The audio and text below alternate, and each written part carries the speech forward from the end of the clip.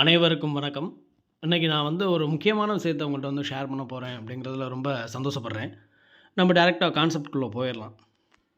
ஆக்சுவலா MHC Madras high court recruitment அப்படின்னா, இப்ப ரீசென்ட்டானா 2021க்கு அப்புறம் ஆட்களை தேர்வு செய்தல், அப்பாயின்ட்மென்ட் செய்தல் இந்த மாரி ப்ராசஸ் நடந்துட்டுருக்கு. இளைஞர்கள் வேலைவாய்ப்பற்ற இளைஞர்களுக்கு ஒரு வேலைவாய்ப்பை டிஎன்பிஎஸ்சி எப்படி பண்ணுதோ, அதை விட ரொம்ப ஃபாஸ்ட்டா எடுத்து அதை செயல்படுத்திட்டு வராங்க மெட்ராஸ் ஹைகோர்ட் ரெக்ரூட்மெண்ட். ஆக்சுவலா இப்போ ரீசென்ட்டா நடந்து முடிஞ்சிருக்கு 3 எக்ஸாம்ஸ். ஆர்டரா சொல்றேன். Junior bailiff, senior bailiff examiner, xerox ஆப்பரேட்டர்னு ஒரு ரேஷியோவில் ஒரு எக்ஸாம். அதுக்கப்புறம் ஆஃபீஸ் அசிஸ்டண்ட், காப்பிஸ்ட் அட்டெண்டர் அப்படின்னு ஒரு எக்ஸாம். அதுக்கடுத்து பார்த்தீங்கன்னா, மசால்ச்சி, வாட்ச்மேன் இந்த மாதிரி, கார்டனர் இந்த மாதிரி ஒரு எக்ஸாம். மொத்தம் 3 எக்ஸாம் நடந்திருக்கு. 3 எக்ஸாமுமே ஒன்று அக்டோபரில், மீதி 2ம் நவம்பரில் நடந்திருக்கு.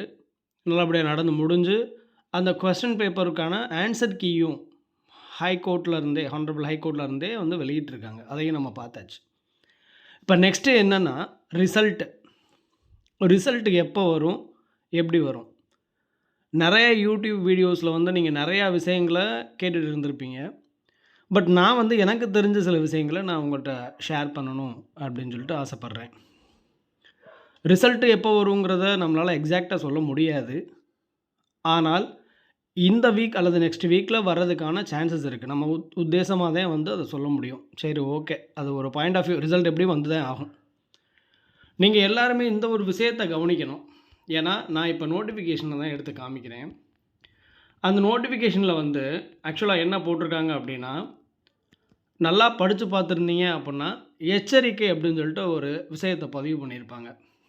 என்னென்னா, வேலை வாங்கி தரேன்னு சொல்லிட்டு யாரும் பொய்யான வாக்குறுதி சொல்லி உங்கள்கிட்ட ஏதாவது ஒரு வேலை அமௌண்ட்டாக இல்லை வேறு ஏதாவது பண்ணாலும் அதுக்கு ஹைகோர்ட் பொறுப்பு இல்லை. நாங்கள் முழுக்க மெரிட்டில் தான் எடுக்கிறோம் அப்படிங்கிற தகவலை அவங்களோட முதல் பக்கத்திலே பதிவு பண்ணியிருக்காங்க. ஒரு வேளை நோட்டிஃபிகேஷன் பார்க்குறவங்க அந்த முதல் பக்கத்தை நல்லா வாசித்து பார்த்துருங்க. ஏன்னா மோசடிகளுக்கு அப்பாற்பட்டது, முழுக்க மெரிட்டில் நடத்துகிறோம் அப்படிங்கிறது. அதுக்கப்புறம் முக்கியமாக நீங்கள் ஒன்று தெரிஞ்சுக்கிற வேண்டியது என்ன அப்படின்னா, ஏன்னா நான் இதில் எல்லா விஷயங்களையுமே நான் உங்களுக்கு சொல்ல விரும்பலை. ஆக்சுவலாக இதில் மொத்தம் 18 பக்கம் இருக்குது. நான் ஃபஸ்ட்டு மோசடியாக இல்லை, கரெக்டாக தான் நடத்துவோம் அப்படிங்கிற மெரிட்டுங்கிறது அவங்களே இது பண்ணியிருக்காங்க.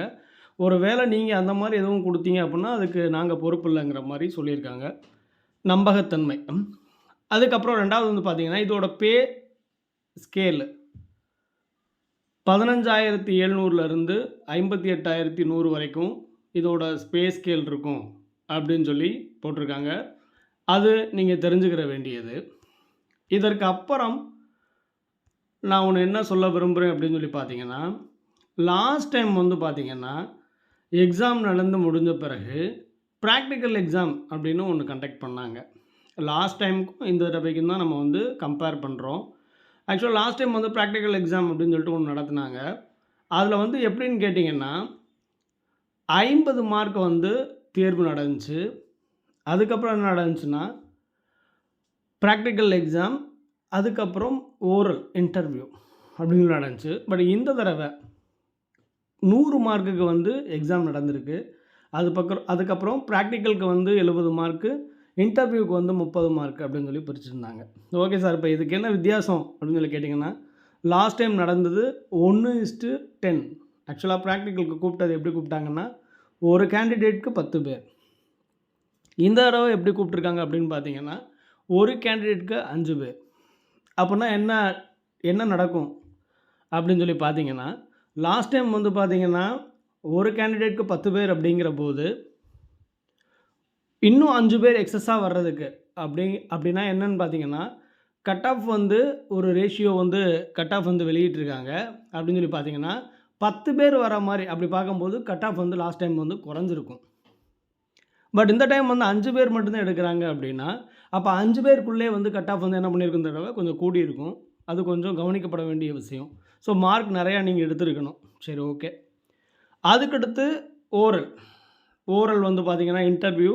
அதில் லாஸ்ட் டைமும் 1:3 கேண்டிடேட்க்கு ஒருத்தவங்க. இந்த தடவையும் அதே ரேஷியோ தான். ஸோ ஒரு விஷயத்த தெளிவா புரிஞ்சுக்கங்க. மார்க் கொஞ்சம் அதிகமா ஸ்கோர் பண்ணியிருந்தா, இந்த தடவ போறதுக்கு லாஸ்ட் டைமை விட லாஸ்ட் டைம் 10 பேர் போயிருக்காங்க. இந்த தடவ 5 பேர் தான் அப்படின்னா, நீங்க கொஞ்சம் அத புரிஞ்சுக்கோங்க. அதுக்கப்புறம் வந்து பார்த்தீங்கன்னா, அந்த வேகன்சில இப்போ வந்து பார்த்தீங்கன்னா, அதில ஒரு விஷயம் வந்து அவங்க குறிப்பிட்டிருக்காங்க. அந்த வேகன்சில வந்து 5 அல்லது 5ற்கு மேல் இருந்தால் 1:2 விகிதப்படி. அப்பன்னா என்னன்னா, 2 பேர் கூப்பிட்டு 2 பேர்லேருந்து ஒருத்தவங்கள வந்து செலக்ட் பண்ணுவோம். அப்பன்னா என்னன்னா, அதிகமான ஆட்களை வந்து கூப்பிடுவோம் அப்படிங்கிற மாரி. ஃபார் எக்ஸாம்பிள் ஜெனரல் கேட்டகரியில வந்து 5 வேக்கன்சி இருந்துச்சு அப்படின்னா, 1:2 அந்த இப்ப இதில 2 இருக்கு, இங்க 3 இருக்கு அப்படின்னா 1:2ன்னு அடிப்படையில வந்து கூப்பிடுவாங்க அப்படின்னு சொல்லி போட்டிருக்காங்க.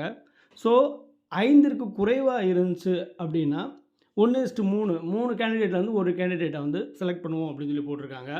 இதில வந்து பார்த்தீங்கன்னா, வாய்மொழி தேர்வுல வந்து என்னென்ன மாரி கேண்டிடேட்ட செலக்ட் பண்ணுவோம் அப்படிங்கிறதையும் அந்த நோட்டிஃபிகேஷன்லேயே வந்து போட்டிருக்காங்க. அவங்களுடைய உடற்தகுதி, அவங்களுடைய அந்த பர்சனாலிட்டி அத வச்சு அவங்கள வந்து நாங்க தேர்ந்தெடுப்போம். அவங்களுடைய பொது அறிவ பொறுத்து நம்ம அவங்கள வந்து தேர்ந்தெடுப்போம் அப்படின்னு சொல்லி போட்டிருக்காங்க. ஸோ, இது எல்லாத்தையும் புரிஞ்சுக்கோங்க. நான் அடுத்த வீடியோல வந்து ஆக்சுவலா என்ன அப்புட்ன்னா, ஒருவேள பிராக்டிகல் எக்ஸாம் எப்படி இருக்கும்?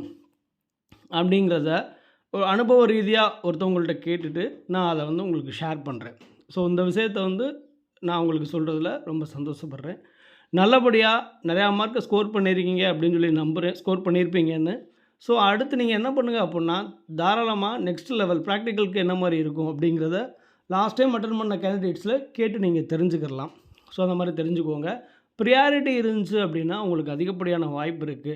ஏன்னா, அவங்களுக்கு வந்து இப்ப எத்தன 5ற்கு மேற்பட்ட வேக்கன்சி இருக்கான்னு, நீங்க உங்களோட பிரியாரிட்டி அந்த இதில வந்து கவுண்ட் பண்ணி பாருங்க. இருந்துச்சு அப்படின்னா 1:2 அப்போ உங்களுக்கான பாசிபிலிட்டீஸ் அதிகமா இருக்கு.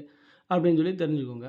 Okay. Thank you words. Next வீடியோல வந்து பிராக்டிகல் எக்ஸாம் எப்படி இருக்கும்? நீங்க உங்கள எப்படி ப்ரிப்பேர் பண்ணிக்கலாம்? அப்படிங்கிறத பத்தி நான் வந்து உங்களுக்கு சொல்றேன். Thank you. பாய்.